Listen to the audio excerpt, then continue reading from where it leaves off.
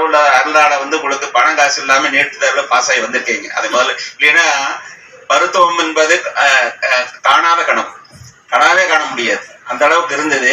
இப்பெல்லாம் நீங்க பைசா கொடுக்காம நம்ம டாக்டர் ஆக போறீங்க. அது கடவுள் கொடுத்த கிஃப்ட்.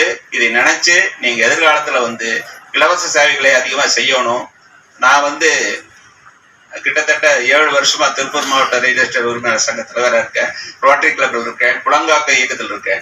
ஏன்னா நான் என்னையே தயார்படுத்திட்டேன். சார் சொன்ன மாதிரி என்னை நான் தயார் பண்ணிட்டேன்.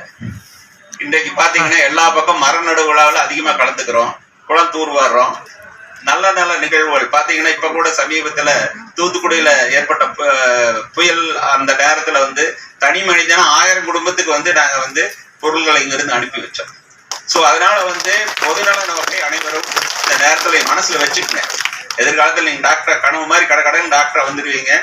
நல்ல சேவைகளை செய்யுங்கள் என்று கேட்டு எனக்கு வாய்ப்புகளை தாழ்த்தனவே இருக்கு. உள்ளது உள்ளபடி உண்மையின் குரலாய், நிகழ்வுகளின் ஒளியாய், டிஜிட்டல் வாய்ஸ் தமிழ்.